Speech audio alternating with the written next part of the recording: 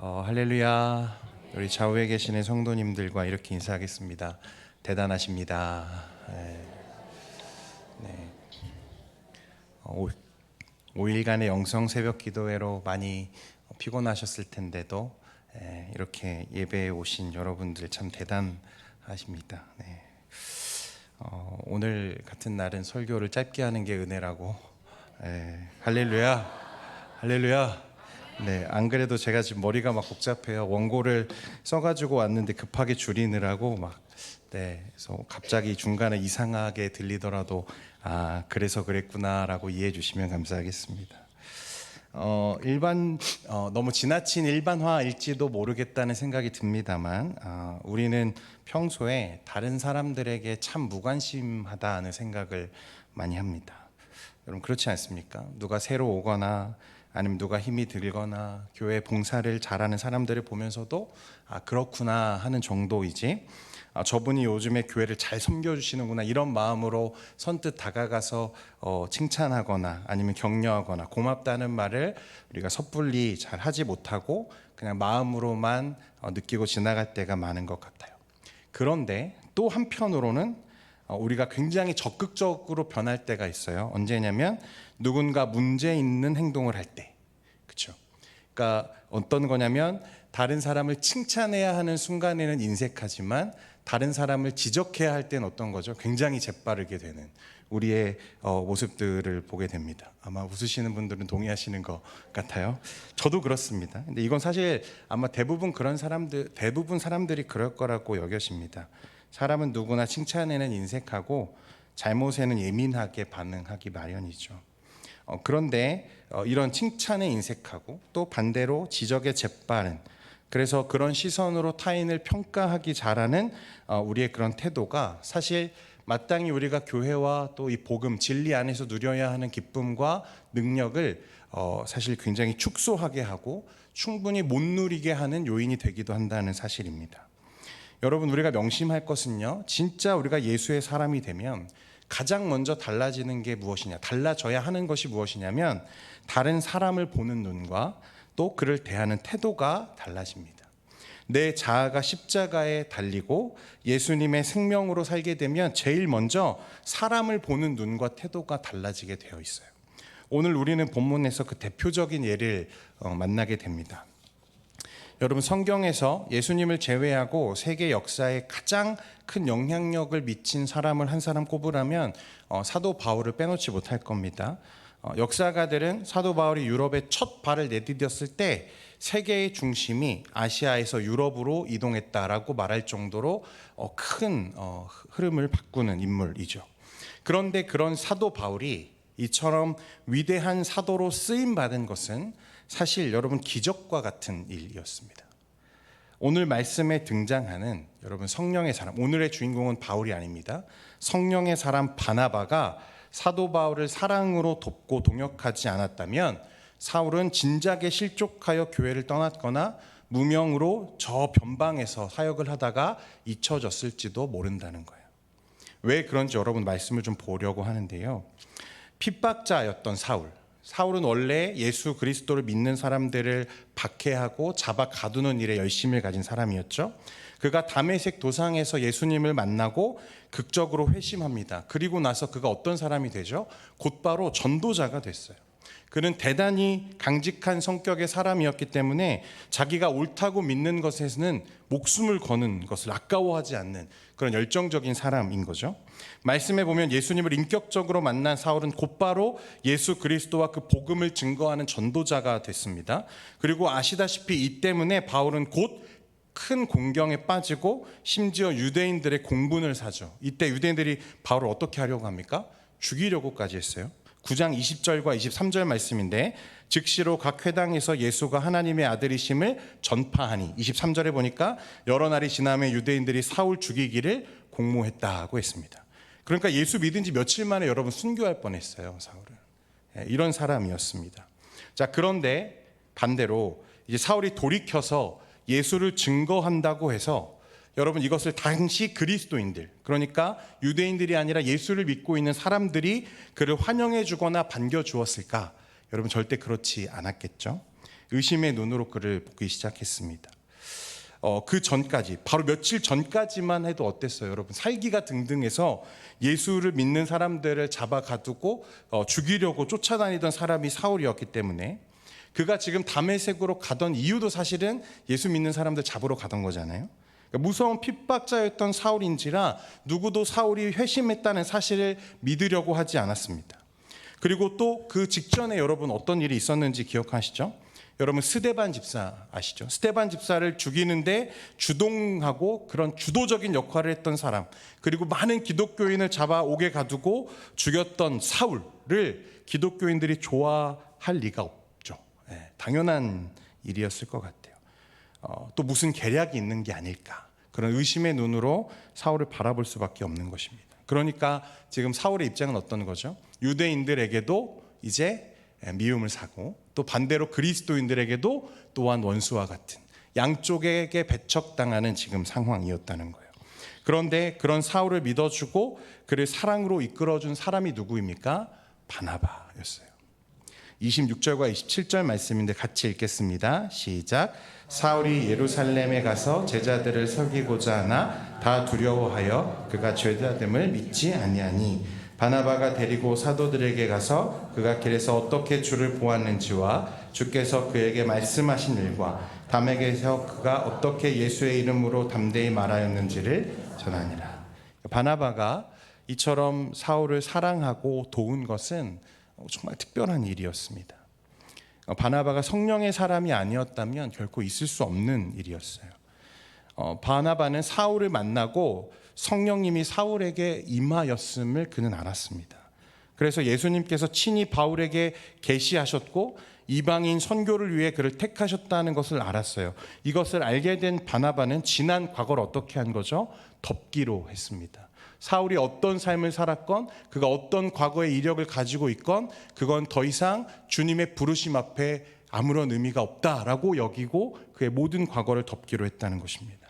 다 잊었어요.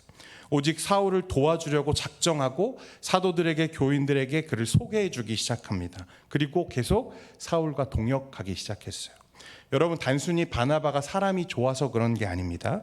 바나바가 사울을 돕는 것은 여러분 반대로 비난과 오해 그리고 오명을 안을 수 있는 일이었어요. 바나바에겐 유익될 일이 하나도 없었다는 것입니다.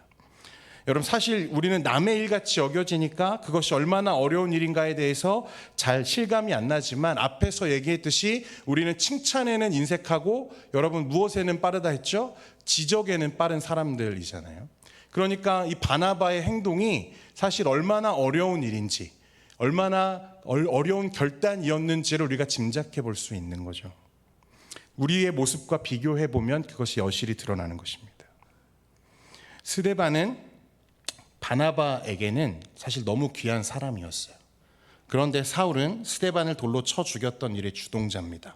바나바인들 스데반을 여러분 결코 잊을 수 있겠습니까? 교회가 그들을 집사로 세우면서 얼마나 기뻐했습니까? 성도들이 얼마나 그를 아꼈습니까? 그런데 그를 무참하게 돌로 쳐 죽였던 사람, 그 중에 한 사람도 아니고 그 일을 주도했던 이 사울을 그가 교회의 일원으로, 동역자로, 그리고 하나님의 사람으로 인정하고 그를 세우는 것이 그에게 얼마나 큰 결단이 필요한 일이었는가를 짐작해 보라는 것입니다. 사울은 교회 전체의 원수 같은 사람이었습니다.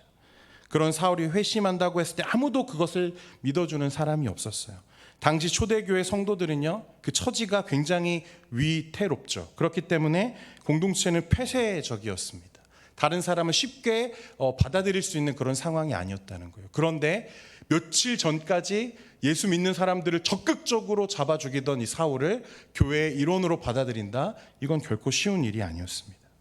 그런데 바나바는 그를 예루살렘에 데리고 가서 많은 사도들에게 소개하고 그가 어떻게 예수님을 만나게 되었는지, 어떻게 주님께서 사울을 이방인의 사도로 부르셨는지, 그리고 지금까지 어떻게 그가 복음을 전하고 있었는지를 자세히 소개하며 적극적으로 그를 위해 변론해 주는 거예요. 그냥 소개하는 정도가 아니었을 겁니다. 모르긴 몰라도 사정사정했을 거예요. 여러분, 거절하는 사람들, 인상을 찌푸리는 지체들을 일일이 찾아가서 설득하는 일들을 해야 했을 것입니다. 왜 그렇게 해야만 할까요? 바나바에게 무슨 유익이 있어서? 그가 성령의 사람이었기 때문에 그런 것입니다. 사울은 또 당시 교회의 골치 아픈 존재가 됐어요. 사울이 회심한 후에 열심히 전도를 하죠. 그런데 문제가 일어납니다. 29절 말씀인데 같이 읽겠습니다. 시작. 또 주 예수의 이름으로 담대히 말하고 헬라파 유대인들과 함께 말하며 변론하니 그 사람들이 죽이려고 힘쓰거늘. 사울 때문에 또 어떤 일이 일어나냐면 초대교회가 그렇지 않아도 핍박을 받다가 가까스로 교회가 그 핍박에서 진정될까 싶은 찰나에 또 문제를 일으키죠. 뭐냐면 이번에는 헬라파 유대인들과 논쟁하다가 이제 막 변론이 일어나고 언성이 높아지고 막 싸움이 일어난 거예요. 그래서 바나바는 결국 좌충우돌하는 사울을 제자 몇 명과 협력해서 사울의 고향 다소에 있는 자기 집으로 피난시킵니다. 피신시켰어요. 너무 그렇게 격렬한 이 반대, 양쪽의 반대를 받으니까 잠시 피신한 거죠. 그런 사울을 예루살렘에 다시 데려온 사람이 바나바였습니다. 그러니 당시 교인들로부터 너무 지나쳐, 이거 너무 위험한 거 아니야? 그가 다시 변절하면 어쩌려 그래? 그가 다른 꿍꿍이가 있으면 어쩌려 그래? 라고 하는 의심의 눈초리를 누가 고스란히 받아야 되는 거죠? 바나바가 감당해야 했다는 거예요. 그런데도 불구하고 바나바는 끝까지 누구를 믿었습니까? 사울을 믿었습니다. 사울을 믿은 게 아니고요, 사울 안에 있는 그리스도를 믿었습니다. 그래서 그가 사도 바울이 되는 기적이 일어나는 거예요. 여러분, 사도 바울이 그냥 혼자 된 게 아니고, 여러분, 이런 동역자가 있었기 때문에, 그를 세워주는 사람이 있었기 때문에 사도 바울이 된 것입니다. 바나바가 성령의 사람이 아니었으면 있을 수 없는 일이었어요. 여러분, 바나바의 본명을 아십니까? 본명? 바나바의 본명이요, 요셉입니다. 요셉. 그런데 사도행전 4장 36절에 보면 사도들이 위로의 아들이라는 뜻인 바나바로 그를 불러요. 왜 사도들이 이 사람을 바나바라고 불렀을까요? 사도들이 볼 때 이 사람은 교회 안에서 늘 위로하고 격려하고 세워주는 일에 탁월한 능력이 있는 사람이었기 때문에 그렇습니다. 바나바는 단순히 성격 좋은 사람이 아니었어요. 바나바가 철저히 예수님의 마음을 가진 사람이었기 때문에 사울을 사랑으로 대할 수 있었고, 결국 사울을 사도 바울이 되게 하는 기적을 그가 만나게 되는 것입니다. 성도 여러분, 십자가의 사람은 다른 사람을 살리는 사람입니다. 여러분, 십자가의 사람은 다른 사람을 판단하는 사람이 아니라 다른 사람을 살리는 사람이에요. 여러분, 성자로 추앙받는, 이 카톨릭의 성자로 추앙받는 프랜시스라는 사람이 있습니다. 그가 사랑하는 제자들과 함께 금식을 하다가 마침 시장을 지나가는데 너무 배가 고픈 나머지 제자 중에 한 사람이 다른 사람 몰래 죽을 먹다가 다른 제자들에게 발각됐어요. 그러자 다른 제자들이 이제 불같이 화를 내죠. 프랜시스에게 와서 막 따져 물었습니다. 그때 말을 들은 이 프랜시스가 얼른 옆에 있는 죽 한 그릇을 들고 마셨어요. 그리고 야, 이렇게 죽이 맛있다니 라고 말했답니다. 제자들이 어떻게 됐을까요? 눈이 동그래졌죠. 우리 스승님이 왜 저러시지? 금식을 하면서 금식을 깨뜨린 사람을 정죄하려고 하고 내쫓으려고 하는 마음을 가지느니 차라리 우리가 다 금식을 깨뜨리고 서로 판단하지 않는 것이 하나님을 더 기쁘시게 하는 것이라 그가 생각했다는 것입니다.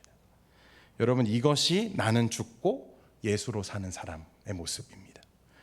우리가 신앙생활하면서 아무리 귀한 십자가 복음을 알았다 하더라도 우리 자신이 진정으로 복음 안에 서 있지 못하다면 또 다른 사람을 이 복음으로 정죄하고 복음으로 판단하는 도구로 삼게 됩니다.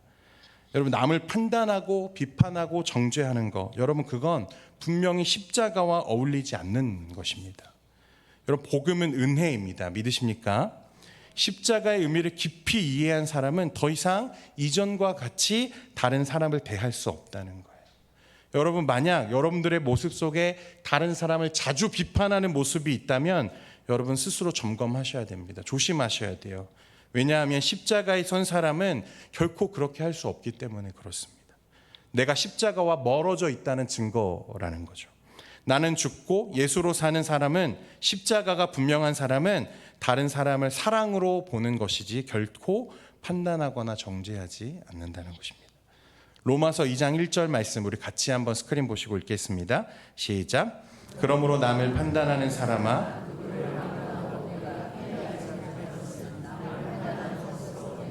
정죄함이니 판단하는 내가 같은 일을 행하니. 여러분, 남을 판단하는 것은요, 나는 그런 사람이 아니야 라고 생각할 때 할 수 있는 거죠. 바울이 지금 이 유대인들을 남을 판단하는 사람이라고 말하고 지적하는 이유가 그것입니다. 유대인들이 그런 지적을 받은 건 율법을 지키는 그 행위로 남들을 어떻게 하는 거죠? 판단하고 있는 거죠. 나는 의로운 사람이라고 여기고 나 이외에 다른 사람은 의롭지 않다고 여기는 마음, 그것이 판단의 시작이죠. 그런데 진짜 십자가의 은혜를 아는 사람은 어떤 사람입니까? 내가 얼마나 추악한 죄인인지를 발견한 사람이 바로 이 십자가의 은혜를 아는 사람이죠. 내가 죄인인데 누구를 판단합니까? 내가 죄인인데 누구를 정죄하겠습니까? 사울은 문제의 덩어리죠. 그 성품이 온전히 다스려지지 않은 이제 초신자였습니다. 열정만 넘쳐요. 이런 사람이 제일 위험하죠. 그러나 바나바는 사울을 볼 때 그가 가지고 있던 많은 문제들을 보지 않았습니다. 오직 사울이 예수님을 구주로 영접했던 것, 그 안에 계시는 예수 그리스도만을 보기로 그가 마음 먹었다는 거예요. 그리고 나머지는 다 덮었습니다. 여러분, 이런 은혜가 우리에게도, 우리 공동체에도 필요한 줄 믿습니다. 우리가 정말 조심해야 되는 건요, 여러분, 교회가 율법주의적으로 변해가는 거예요. 분명히 알아야 되는 것은 판단하고 정죄하는 것은 살리는 것이 아니라 죽이는 것입니다. 바나바는요, 여러분, 사울에게만 그렇게 한 게 아니에요. 나중에 사울과 바나바, 바울과 바나바가 나중에 다투고 이제 결별하잖아요, 여러분. 근데 왜 결별했는지 아시죠? 이 마가 때문이었습니다. 마가라는 사람을 사랑으로 이제 바나바가 세워가는데, 사도행전 15장에 보면 이 바나바와 바울이 마가 때문에 심하게 다툽니다. 이유는 마가가 1차 전도 여행 때 도중에 하차를 하게 됐어요. 아마 젊은 나이에 그 고역이 견디기 어려웠는지 중도에 하차한 거죠. 그 일로 인해서 이 선교팀, 함께 전도 여행을 다녔던 팀에 큰 타격을 입게 됩니다. 이런 상황에서 이제 2차 전도 여행을 떠나려고 의논할 때 마가를 두고 바나바와 바울의 의견이 갈라졌어요. 바나바는 뭐라고 말했을까요? 그래도 우리 한 번 더 믿어보고 그를 데리고 가자라고 말했고요. 바울은 뭐라고 했을까요? 아니야, 그는 아직 준비가 안 된 사람이기 때문에 함께 가지 않았으면 좋겠어. 결국 이 문제의 의견을 좁히지 못하고 어떻게 됩니까? 바나바는 마가에게 기회를 주기 위해서 바울과 따로 이제 전도 여행을 떠나게 됩니다. 이게 바나바와 바울이 갈라서게 된 이유예요. 그렇게 하면서까지 누구를 배려하죠? 사울을 배려했던 것처럼 마가를 배려하는 거죠. 여러분, 그 후에 마가가 어떻게 됐죠? 여러분, 나중에 다 아시는 것처럼 교회의 큰 인물로 성장했습니다.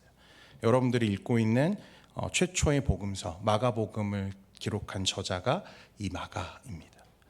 바나바가 그때 마가를 포기했더라면 여러분, 아마 이 마가복음도 없었을지도 모르겠어요. 사랑을 심으니까 여러분 어떻게 되는 거죠? 기적이 일어나는 것입니다. 바나바의 사역 자체는 바울이나 또 마가와 비교하면 초라할 수 있습니다. 그러나 그가 사랑으로 세운 것, 그 진리를 우리가 들여다보면 전혀 초라하지 않죠. 바나바가 없었다면 사울도 없습니다. 여러분, 그리고 이것이 하나님의 마음이에요.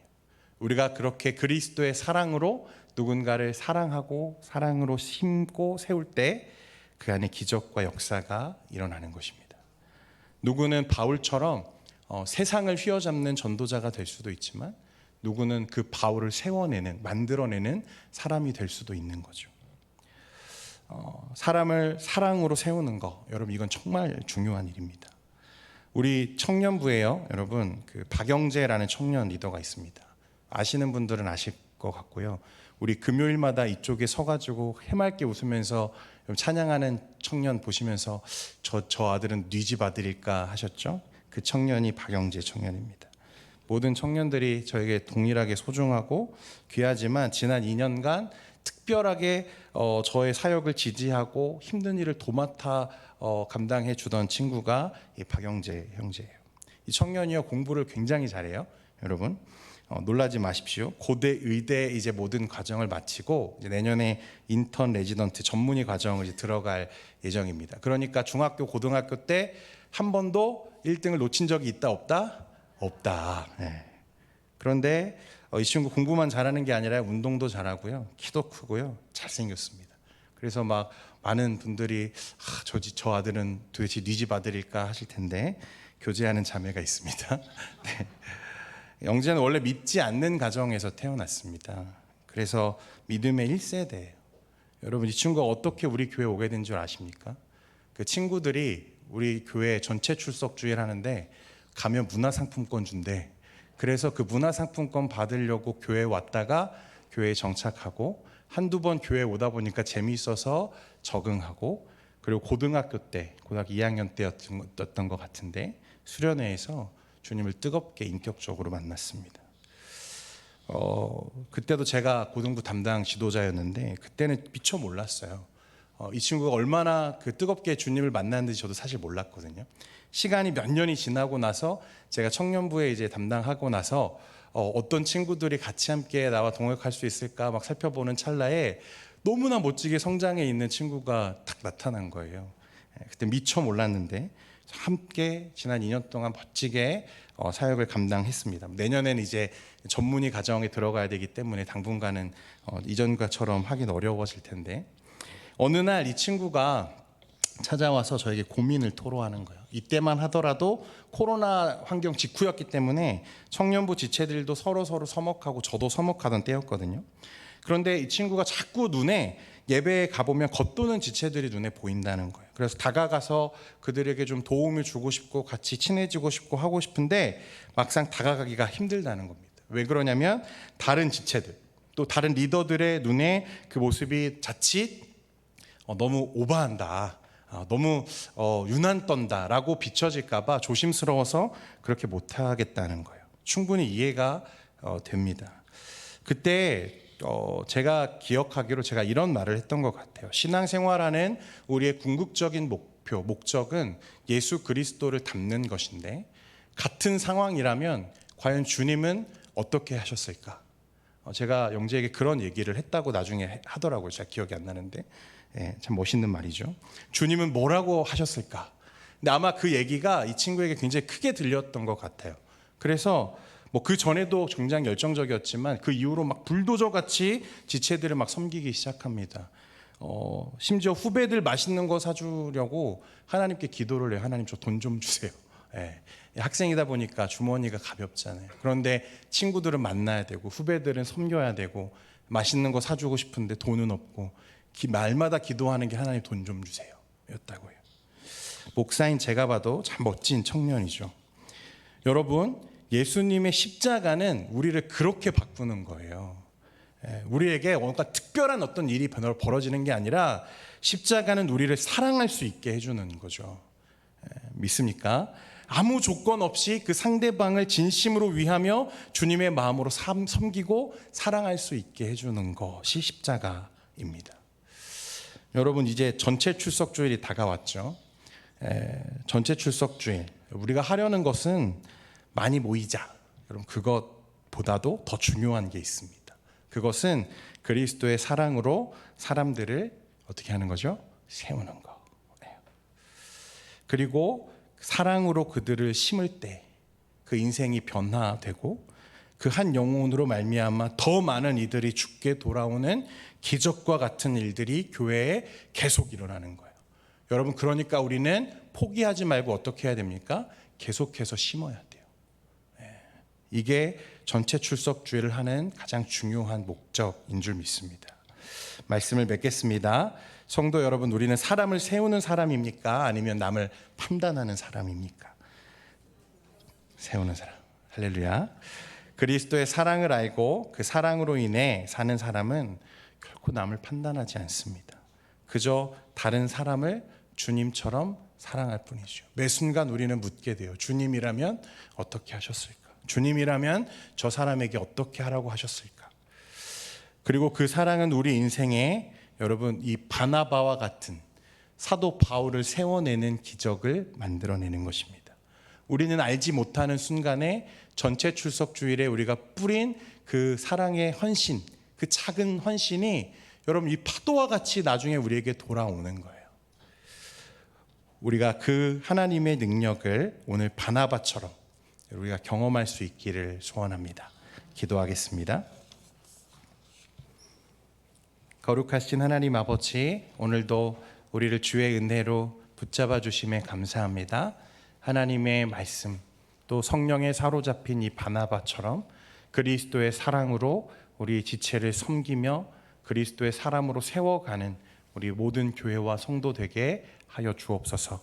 우리 안에 그리스도와 또 그 복음에 대한 열정이 살아나고 우리가 이제 전체 출석 주일을 앞두고 기도하고 있는데 하나님 끝까지 포기하지 않고 하나님의 말씀, 하나님의 마음으로 우리가 복음 전하는 복된 제자들 되게 하여 주옵소서. 예수님의 이름으로 기도합니다.